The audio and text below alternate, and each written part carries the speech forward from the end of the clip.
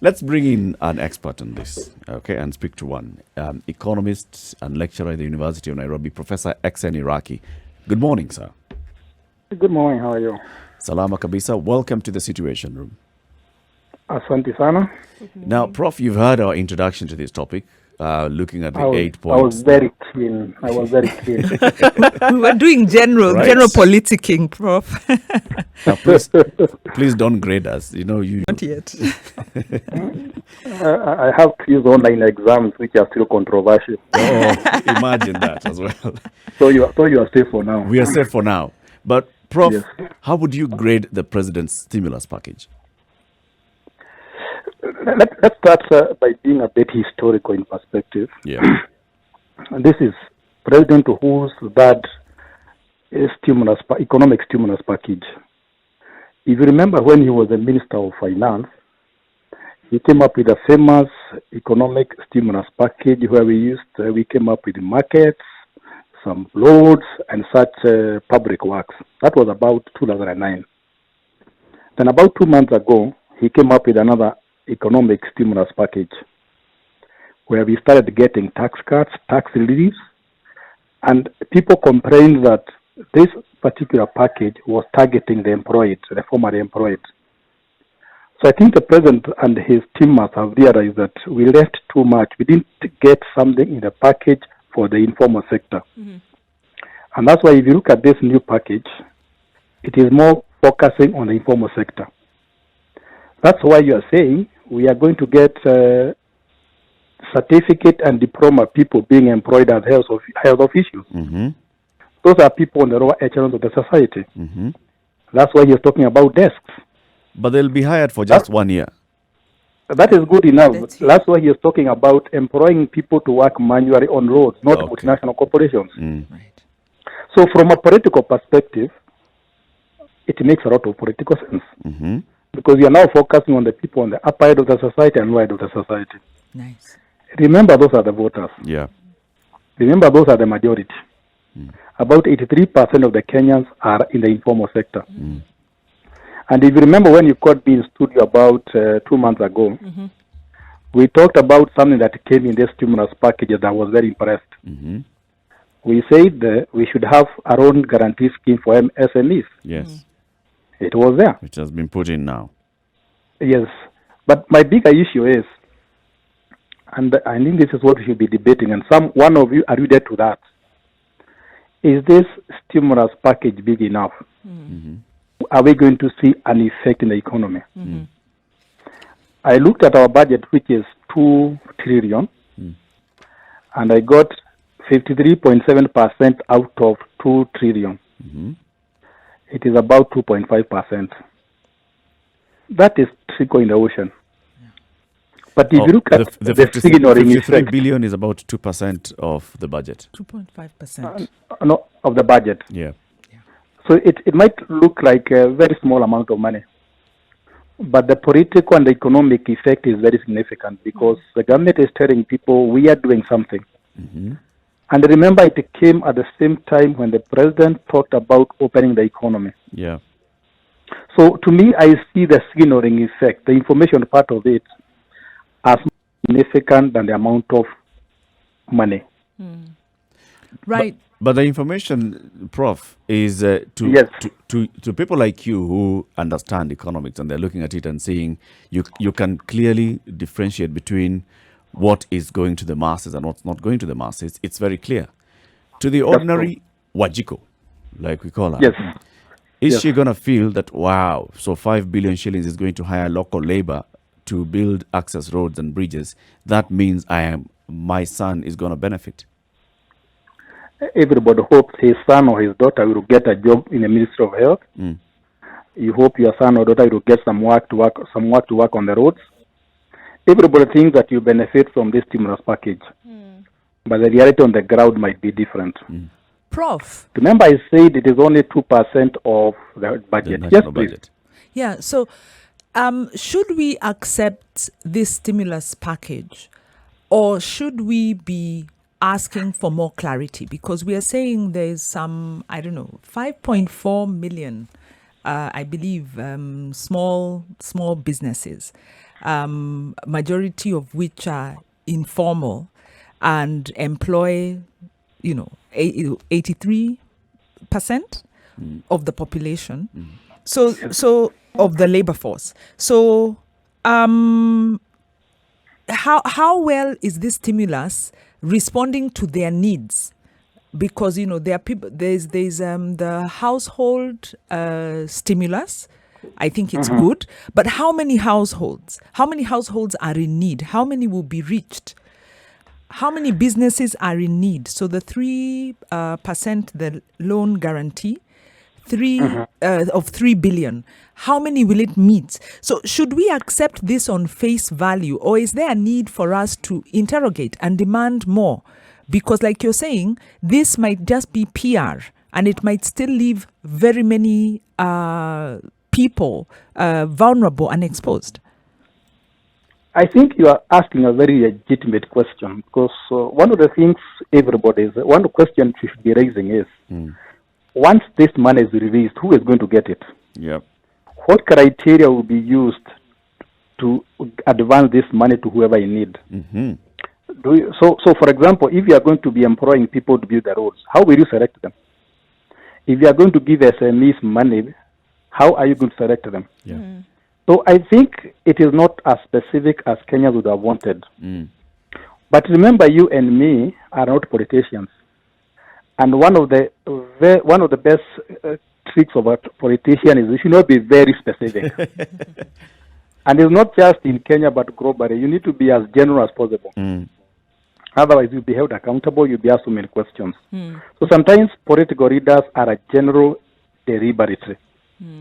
But I think those are legitimate questions you're asking, because I want to know how that money will be shared out. Yeah, how it will come directly to the economy and how it will impact the economy. For instance, already the president previously had announced that there was going to be some sort of kazi kwa vijana, already from just point number one of helping people during this COVID period to have cash in their pockets by hiring youth to go cleaning estates and collecting garbage. That's true. If we look back at from wherever, across the society, would you say that people are feeling the impact of that the people are feeling, the government is actually employing the youth and the youth are sweeping our streets, and therefore there's money coming to help in the household budgets? I think according to the presidential speech or report, he reported that they are giving out 250 million per month to the vulnerable members of the society. But I think it would have been good if they got a few of them and they say in public over the radio or TV that I got this money, I used to buy food and so on. Yeah. So again, it is very general. So unless we go to the grassroots and find out how people are feeling, it's very hard to find out exactly whether people are feeling the effect of this government money that is going direct to their pocket. In relation to that, Prof, I mean, if we just look at this, it's a stimulus package, right? For the economy. And if you think stimulus, it's bound to get something going, to get the economy moving again. That's very true. Right? So is this enough as a Kickstarter? Whereas over the last 3 months, things ground to a halt, more or less. Is this enough to put the key in the engine and get it going? I would probably twist your question. Is it the last economic stimulus package? Because we have had the first one 2 months ago. Now we have had one. Yeah. So are we going to get a third and a fourth and fifth? In my opinion, if you look at the effect of COVID-19, not just in Kenya but globally, it is not enough. And that's why I would tell a majority of Kenyans that go beyond the government. See what you can also do by yourself. That's why I'm very impressed to see it's going over the internet as a joke, but I saw it live. Yep. Around Windsor Golf and Country Club. Yep. On Saturday, I saw men and women at the back of their cars sharing vegetables, tomatoes, and so on. So I'm impressed by the fact that Kenyans have realized that it's not just the government, but they can do something themselves. Right. So let's accept that stimulus package is not enough, and it can never be enough. It's supposed to stimulate the economy, but you also can do your own stimulation by looking at some of the things you have never done, some of the skills you have been hiding, some of the entrepreneurial capabilities that you think you can put into practice. So it's not enough, but we should also do our part.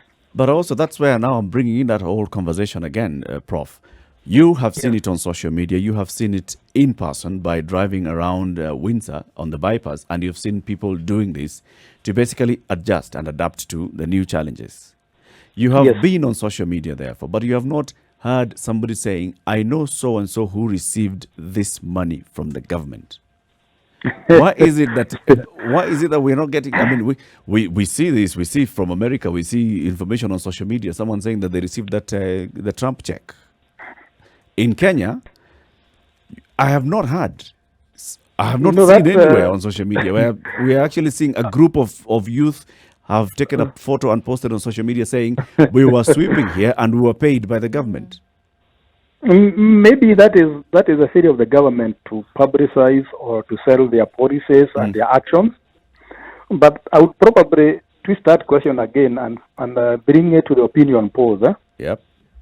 You hear opinion polls are saying that 70% of the people are supporting this cause or that party. Mm-hmm. But where do you find somebody saying, by there I was interviewed? so I think it's a bigger issue in Kenya that we are not very good in communicating to the people who need that information. Yeah. So I think if the government wants to get more credibility and more support from the Kenyans, let's have success cases of people who got money. Somebody says, last night I didn't have supper, but I got an SMS from the government through M-Pesa telling me that you got 1,000 shillings. Yeah. Right. And I went and bought sukuma wiki. So I think we want practical cases because at the end of the day, people want something practical. People want money in their pocket. People want to feed their families. People want their right to go on. Right, Prof. And that is usually yes. Yeah, Prof. So you're telling, much as you say that Kenyans need to take their own initiative, which I totally agree, there's also the accountability issue on the part of government.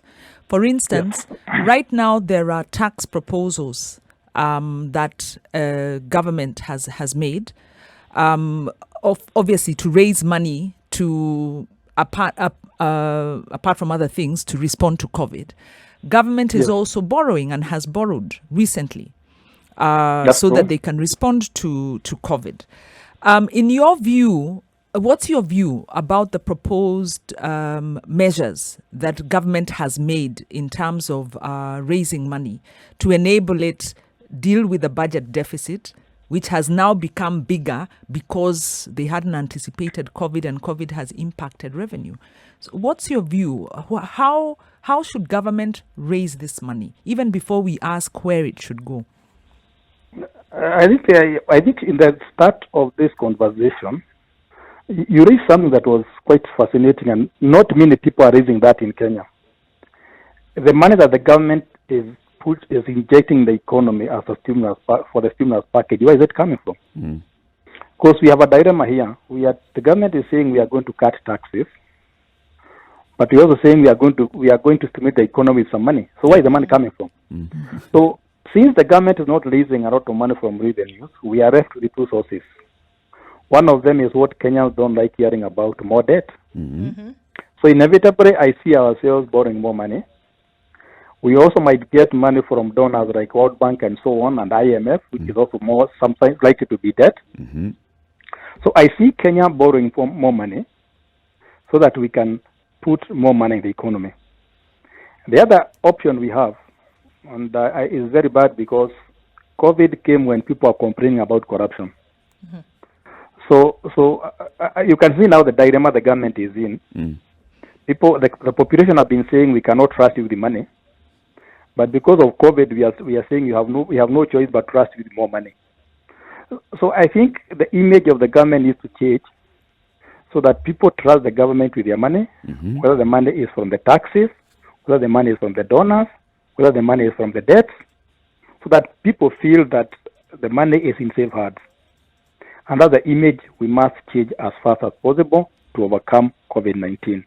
Because inevitably, we cannot solve this problem as individuals. The government must come in. And the government comes into the economy when things are bad. When things are good, people are not bothered about the government. Yeah. Prof, let's look at one of the options that you've just preferred now and say, okay, I mean, looking at the two options that are there, either borrow or change your image, right? Because when or both when it comes to then corruption, changing the image. Now, if you look at the arm of borrowing, if you look at, because it's a burden already, it was a burden before COVID, right? Yes. Now with COVID and all of this, can this donkey take more? Can it really take more in terms of borrowing as a nation? All of us are not politicians, but I can tell you for free that borrowing is the best option. See, when you institute new taxes, everybody feels the taxes. Yeah. But when you borrow, people don't feel it directly. Because if I asked you how much money does the government pay for interest and principal, nobody is bothered. So, and then you can also roll the debt to the next generation. But the taxes, you feel it now. It's immediate, yes. Yes, that's why borrowing is very popular with the government, not just the government of Kenya, but I'm sure even the European, American governments are borrowing money for their stimulus package. So the fact that borrowing is not very politically explosive, it does not touch a lot of people directly, that's why it becomes very popular. I didn't say it is the best. I just said it is popular. So I think, Prof, are you telling us then that government should not increase taxes at this time? That is explosive, and is that what you're saying? I'm saying from a political perspective, it will not be the best approach. Okay. But if you can be able to get taxes from certain sectors that are growing, that would be okay. For example, if Zoom was a Kenyan company, I would try and get as much tax from it. Because some yes, because certain sectors are doing very well. Yeah. So why not try and get tax from those new sectors? New business are going to come up. Safaricom has heard you, Prof. They are coming for you. I am very happy it didn't come from me. And then, Prof, the government recently said they will not seek debt relief. Because obviously, what you're saying, and in fact, even yesterday, we've been having conversations, and the consensus is government must borrow, and I think government is aware they must borrow. There is then the very high debt repayments that have crippled government, and there's the option of debt relief. But the minister government has said they don't want to go for debt relief because that will affect their credit rating and their ability to borrow on the commercial markets. What do you think government needs to do? I think the most immediate thing the government can do is to rationalize the spending. I think there are a lot of, if you look at the last 50 years, there are a lot of wastage, I would put wastage in quotes, that can be reduced by the government, and that money can be deviated elsewhere. One simple area where there's a lot of wastage, in my opinion, is in the administration. I think the government has become too big. Whether it is the central government, whether it is the county government, there's too much government. Yeah. And I think the time we rationalize the number of employees in the government or the public sector. With all the internet, nowadays, when you want to get a national ID, you go online. When you want to get a passport, you go online. A lot of government services have gone online. So it logically follows that we need less government employees. And that money can now be used to fund projects and so on. So that is a low-hanging fruit as long as saving expenditure is concerned. To what effect? I think if you talk about now going back and saying, let's rationalize our staff in civil service, you'll take us back to those days of the structural adjustment programs. That's what will come back to memory, and people will start remembering how they were being given golden handshakes left, right, and center as the government was shedding off its load, its weight. And can government afford to lay off staff at this time? Not only the golden handshake, but also creating the unemployment. Don't say the government, say the politicians. You hear everybody saying that we are being finished and so on. But technology can take over a lot of things that we don't do. True. Yeah, so I think we need to come to terms with the reality that this is what people are calling new normal. And we must also start behaving abnormally. True. Agree. That was so should we go for debt relief? So should the country go for debt relief in your view? In my view, the government can go for debt relief, but should not make it loud. I'll give you an example. if I'm going to get a wife and I don't have enough dowry, I will talk to my friends and tell them, by the way, can you chip in something? Mm-hmm. But I don't think it would be fair to go publicizing it that I'm getting debt from people to get a wife. Don't call a haram. Deep in my mind, that is the rest of what I'm saying. So the government should not publicly say that we are looking for debt relief, because they give an impression that you are weak government, you are not able to take care of your obligations. Yeah. So I think that is being done, but it not be publicized. I see. So I don't have intelligence information, but that's what I think. So we need it, but it can be called something else, like debt restructuring. Yes, it can be. Yes, something like that. But I don't think you should go shouting in public that we are getting debt relief from so and so. Do you think that our present deficit and economic situation calls to question our this supposed middle income status that we pursued? Do you think that we need to? Of course, we can't go back, but what should government do to ramp up its status as a lower middle income country? Because I think there are vulnerabilities that have emerged that possibly show we are very far from that. I think we should not change our political and economic trajectory. Let me say economic trajectory because of COVID-19. Because if you look at the history, there are always some episodes, some situations that we never predicted. Yeah. Nobody predicted COVID-19. Nobody predicted the oil prices of 1973. Nobody predicts drought. So in any economic situation, we have shocks, and those interrupt the trajectory of the economic growth. So I don't think we are supposed to change drastically because of that. At the end of the day, we want to become even a middle-income country. We even want to become a developed country. Yeah. So the same way, when you get a cold or when you get sick, you don't write your will. You recover and you go on with your life. So just because COVID has come, we should not say we should give up our dream of becoming a developed country. Right. So on the other hand, I hear you saying then should there be plans, deliberate plans, then to take in some of these shocks which we know will come. We don't know in which form they will come, but just historically, experience has taught that you should expect things should happen. So then should countries like Kenya then be planning for the country as a whole, taking into consideration that shocks could come? Yeah, we should do that. I'll give you a good example. I'm not an engineer, but if you talk to engineers, where they are designing bridges, they design bridges for the worst case scenario. When you are designing a skyscraper, you design for the worst case scenario. Will there be an earthquake? Will there be a lot of wind?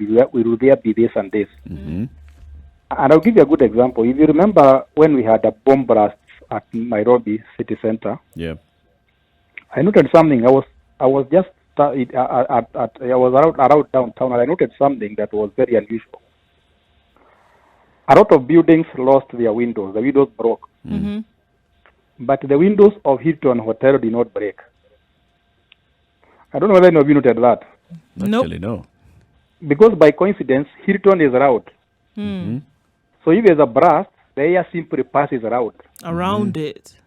Yeah, so I don't know whether that was they had foreseen that, but they seem to have been at the right place at the wrong time. So I totally agree with you that governments, whether they are county governments, whether they are national governments, they must plan for shocks. They must plan for unusual circumstances. Even you as an individual, you save for the rainy day. Right. So we need to learn how to take care of such circumstances, such unexpected circumstances. And that's what has happened. We seem to have been caught off guard. It might not have been a pandemic. It might have been something else. So we should prepare for that. And COVID has exposed our unpreparedness. Right. Yes. There are those, Prof, that have said, looking at the last 7 years of this administration and the way the management of the National Treasury is what has led us to where we are. Basically, running as if nothing else could happen. I think to some extent that is true, because we ended up ramping debt. Yep. I think that was in good faith, because I think if you talk to the Jubilee leaders from the depth of their heart, they want to leave a legacy, an economic legacy. They want the economy to develop. They want people to standards of living to go up. Yeah. But I think as we did that, we forgot there could be unusual circumstances like COVID. So when it came, it caught us off guard. And we should use this as a learning experience, so that in future, as we do our economic projections and so on, we should leave some room for maneuver. The same way, if I can see you, none of you is putting a completely tight top or tight trouser. There's some room. so that if you have to run, you have some space to run. Prof. So the government should also do that. Yeah, Prof. You Yes. in an article that in the, I think it was the Standard yesterday, you Thank wrote you for that reading. you wrote that the president needs to put together an advisory council. Yes. Could you maybe just explain to us why you're coming to this, why you're saying that, and why none of the existing advisory bodies seem to be meeting this the role? Need. If I asked you a counter question, which are those advisory bodies you are referring to? I think there's one. Is it the monetary advisory? That's for the central bank. For the central bank. There's NESC, which I think would be possibly looking at Does it still economic. exist? The National Economic and Social Council. I It don't has know. been very quiet. It has been very quiet. I once worked for them. Oh, I see. So, I don't know what the structure of NESC is. There used to be, of course, KIPRA is not an advisory body, but it's a research body. And Yes. for instance, Kibaki relied a lot on KIPRA. So And for instance, when before FPE was rolled out, after making the political promise, I understand one of the first things the administration did was to task KIPRA to think through how do we roll this political promise out. So I would say there are those means. And then now there is the COVID Fund Board, which is But when Prof is asking you, he has talked specifically about an advisory council whose job is to advise the president on the economy. On the economy, yes. And then he's asked you, Yes. give me those other advisory I'm saying there are other advisory, and I imagine they did. And then there's the kitchen cabinet that we don't know. So they exist, Prof. and look at how you're struggling to name them. You're actually struggling to name them. Yeah. Yes. But I think my argument was very simple. I want an advisory council that is objective, that you cut through political mist and political infighting. And that's why if you read my article, I was emphasizing on objective empirical data or evidence that can be relied on to make broad political and international policy decisions. Because if you look at the way things are now, we seem to rely more on politician statements than objective and empirical data. Yes. And that was my argument. Can we have a very objective economic council that does not rely on political whims and emotions, but relies on empirical data? And even when there's no COVID-19, it will still be doing research. It will still be advising the president, it will still be advising the executive on the best policy measures. We've seen it work in Kenya before. I mean, The we've nest. seen it work. And if I can throw that now, if you ask, can we have one? I think that it is possible to have one. However, I think that unfortunately, as in many cases, willingness comes in here. It's not about capability, but then the desire to actually see something like that come through then becomes the hurdle. Now, if we can go further and say then, is Kenya at a place whereby the people who are in the positions of this decision making then willing to see something like that happen, whereby the country then is advised making decisions based on data? Or is it a pipe dream? You see, I'm very happy you read my article, and I was coming back from the US, and I was arguing that we have been copying American systems. That's why we have senators, that's why we have governors. That's why our constitution is very American. But we are not copying some very important institutions that would make a big difference. and I gave a Council of Economic Advisors, which has been there since 1946. Mm-hmm. So I think there's a very good case to have such impartial institutions. Mm-hmm. It does not matter who is in the State House. Data and empirical evidence will always remain relevant. Mm-hmm. And I think there's no reason why our readers would not be open to such an idea. Mm. And let me make it very clear that I was not in any way trying to write about that robbing for any job. That was going to be our next We question, accept your Prof. I knew that was coming. Labda umeona mbele. That is why I'm trying to preempt that. However, should it come, you're willing to serve the country. Willingness will be applied here. How is it set up in the States? How is it appointed? Because I think what you're saying is that the president is lacking impartial, objective, evidence-based advice, and is relying too much on political advice. And all his ministers, when they speak to him, have an angle. Everyone has an interest. So how do you, in a country where politics is the order of the day, how do you even set up a body that can be independent? I remember looking at the act that set up the U.S. Council of Economic Advisors.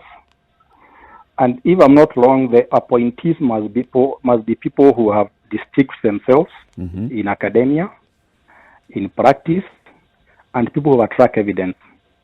So there's no reason why we cannot come up with a very good criteria of selecting Council of Economic Advisors. Mm. And one way to make it impartial is to outsource. Let's have KPMG, let's have PwC, a reputable HR firm, do the selection for us. Mm. Because once we remove it from politicians, then there will be no robbing. Yeah. We are going to get a body that is objective, that can do its work. Mm. And I have no problem if we can get one or two foreigners to spice up the body. Mm. So it is possible to do that. Prof, I'd like us to take a short break, take a look at traffic, and then we come back and continue this conversation. I can also look for a cup of tea in the meantime. Yes, please do. After all, I'm working from home. Of course. Just take a walk down the hall. Those are the joys of working from home. Yeah, Professor XN Iraki is an economist and lecturer at the University of Nairobi, giving us, his perspective on our country and how we are responding to this COVID-19 pandemic. Let's take a look at traffic at 20 minutes to 9, where you look at people who have excelled and have reached a certain point in academia, in practice. Then you get to a point where you're discussing somebody whose credentials you cannot question. So you're not wondering, how did Ndu get into that position? You look at somebody and you see, looking at their track record, this is somebody who's worked, is Professor so-and-so, who's worked in academia for this long, who's worked in the private sector this long, who's worked in government this long. Then you can see there's something that they're bringing to the table. I think I completely go with Ndu. I think the president has a certain style of working. I think the same institutions that Kibaki worked under are the ones that Uhuru found. Kibaki used them. For instance, Kipra doesn't have a legal responsibility to advise government, but it is there and it's a legal body. And they used it and they financed it. So what we've seen with this administration is they don't finance the Kipra for its research because they don't use evidence. So I think this is a long-about way of saying, number one, we feel the president is not getting good advice, number one. So the decisions he's making, we feel, are not good. And then I think the other thing we are saying is that leadership, linked to that, then the statements coming out from the president aren't displaying the kind of leadership, and I like what Prof said. There's a need to build trust. There's a need to plan for shocks. So he's talking about these very underlying, these are leadership qualities. Can the president change his style? Can people have been jumping in from the roof. That's Kenyan style. We are hustlers. In fact, I didn't realize when we were called hustlers, government was telling us, Jisotini, you better hustle because all we do is take your tax. You figure yourself out because that's what it is. And they give some marupurupus. I don't know what you're calling them, those peremendas. What do they call them in? PP. PP to kind of placate you a little bit. But in essence, I think I want to interject. Yes. Go ahead. And argue that the term hustler is often misused. Let's look at this way. What percentage of your profit does the government take as taxes? Huge. About 30%? Before VAT, before, So you are left with 70% which you enjoy. So I think the government, we need to remember that if the government takes only that percent, you are left with 70%. Yeah. To invest, to misuse. Yeah. So I don't think the government, that's why I'm saying at the end of the day, it is yourself. Because if you're left with 70%, there's so much you can do with it compared to that percent. I think the problem, Prof, is once you've paid the 30%, you're spending 70% doing things that the 30% should have gone to help do. For instance, I think that's the problem. You're spending the 70% still doing security, repairing your vehicle more often because of no roads. Roads are a mess. You're still paying for garbage collection. You're paying for everything else. You're paying higher for hospital and accessing Medicare. This is the problem. I was trying to provoke you and you have been provoked. He's fallen into it. I think that's great. So then, isn't it, I think then, if we, on the face of it, it sounds great because the vocabulary is used and etc. But unfortunately, it seems that the plan is not relying on critical information as to then what is really going to help to get Kenya to the place where it's running now, as opposed to running on empty and getting just a little bit. You know how your car is empty and as opposed to filling the tank, you just put a little bit in to get you then to the next point and then a little bit to get you to the next point. Can we see then, with all that is taken into consideration, a place where now the engine of this country's economy then will be running on full and then you're able to get further and be able to do more? And I think that's what we are talking about. But when we think about a national plan, or even a county plan, they should be long term. 50 years. Like now we have been talking about Vision 2030. That's 10 years to come. Yeah. We should now be proposing Vision 2040, 2050, 2060. I know African Union has Vision 2063, but I think nothing stops us from projecting to the future. Because whether we want or not, the future will come. Yeah. We may not know how it is going to be, but we can plan towards it. Prof, I have a question about the Vision 2030. Because in our work, we've come to a realization that Vision 2030 may be a large part of the problem. And it may be how it's being implemented. But Vision 2030, number one, did not take a human rights-based approach. So it proposed these developmental pillars and put them all on kind of the same level. We need to do the social, the economic, and so forth, but didn't really underpin the vision with values that would guide decisions. Secondly, there's the trickle-down economics thinking. And a lot of people now are talking about the neoliberal model that says you need to liberalize.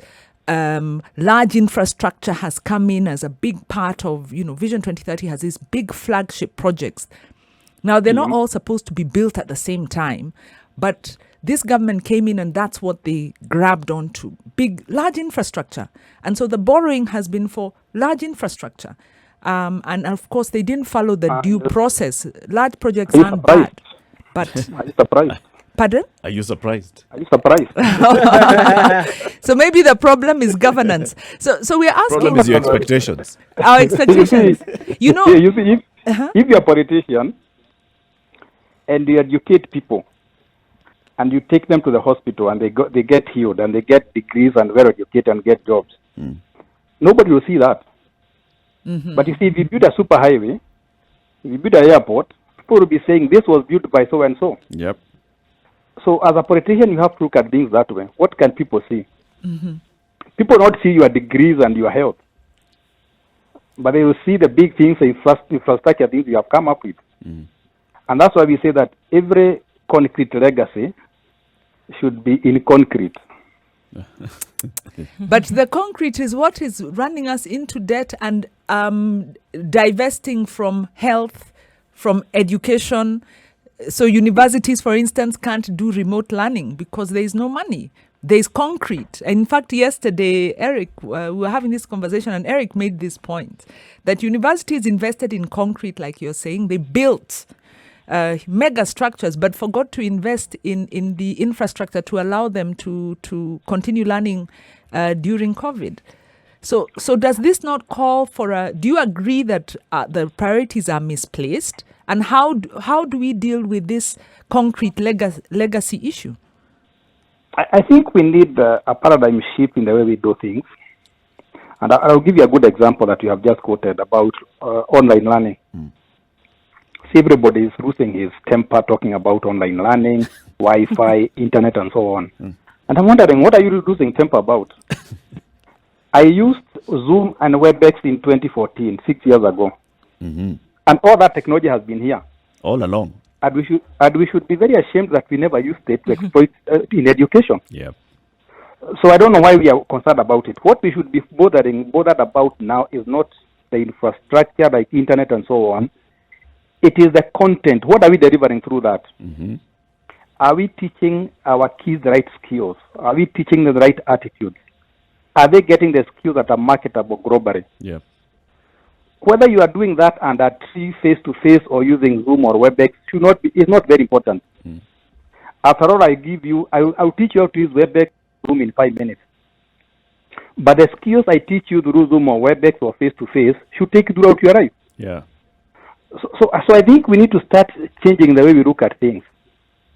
For example, I have gone to very beautiful offices, but I get very poor service. I have got into very beautiful matatus, but I'm mistreated when I'm there. So I think you are right that we forgot the human factor. We forgot the human behavior. We forgot the soft part. The same way we import the American Constitution, but forgot a very important component of the American system. Yeah. The Protestant work ethics. Because America has become a great country, not because of the superhighways, not because of the skyscrapers, not because of the nuclear weapons, but the attitude people have towards work. Right. So here we have a country where people think work is satanic. You can avoid work by any means. So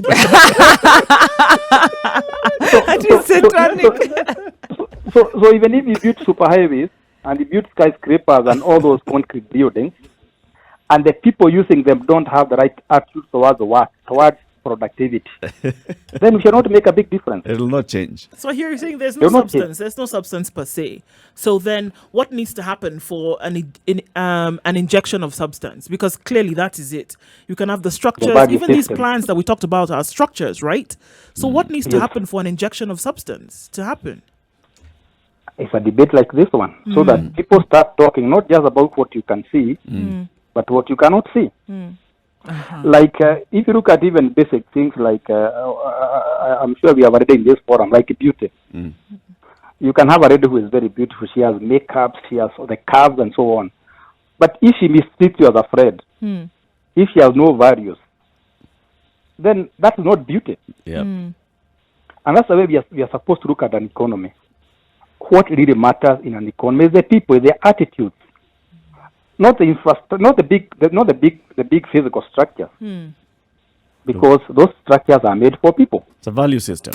Is BBI helping us in that regard, in your view?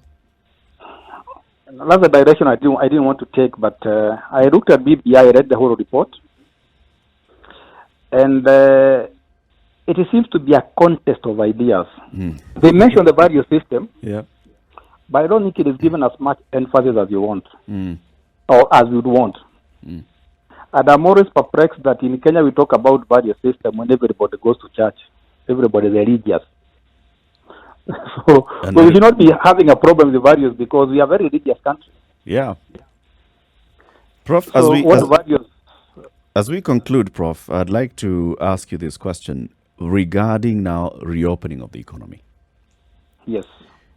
Should we reopen the economy, and how should this happen? I was hoping you not ask me that question, but And there it is. it has come. First of all, our economy was never closed.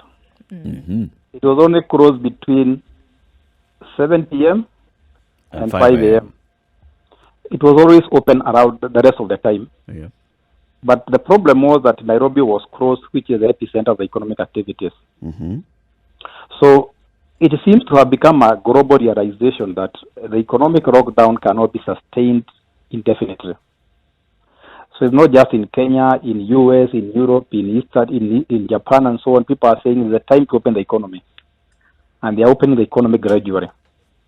And the reason is very simple. Looking at the modern economy, it is based on people engaging in economic activities every day of their life, including 24 hours in developed countries. Yep.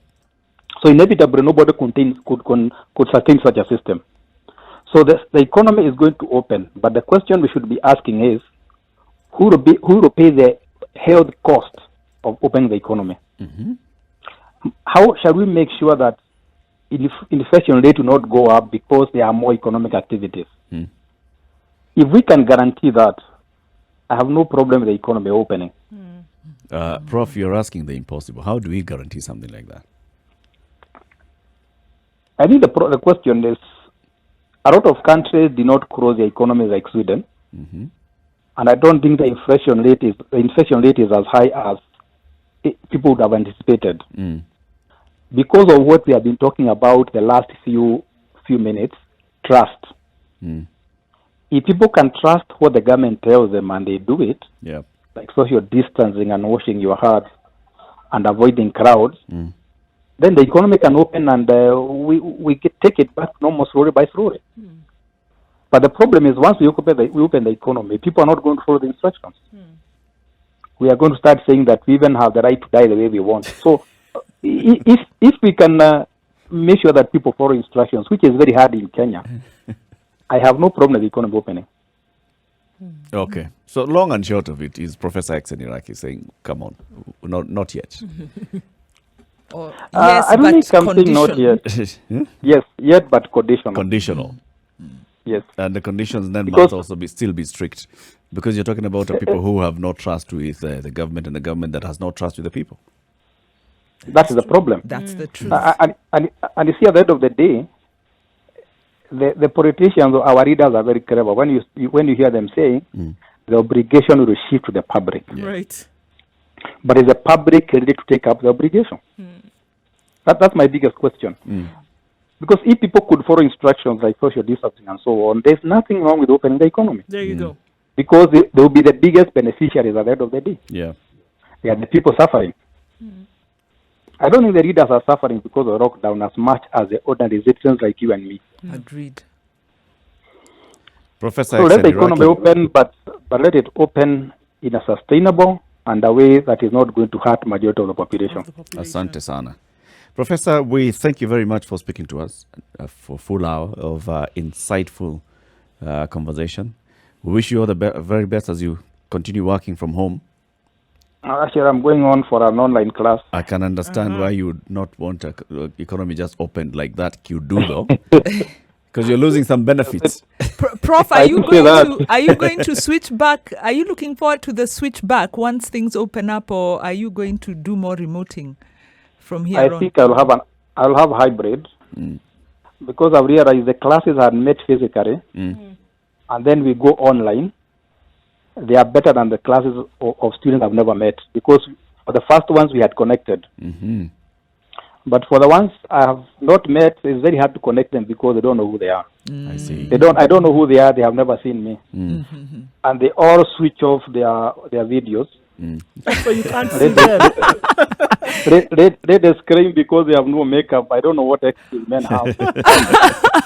Or maybe they switch it off and they leave it on and go and have tea and coffee while so you teach. The human touch is important. And they record your lecture. That's what I suspect. They are probably doing things on WhatsApp and so on. Asante sana. Have a good day, Prof. Same, we have that conversation over a cup of tea when COVID is over. For sure. A pleasure. You are free to test my generosity. Thank you. We will remember this one. We'll be there. Have a good day. Asante, Prof. 9 o'clock. Remind you today's proverb. It's a Somali proverb. Be a mountain or lean on one. Be a mountain or lean on one. Good morning.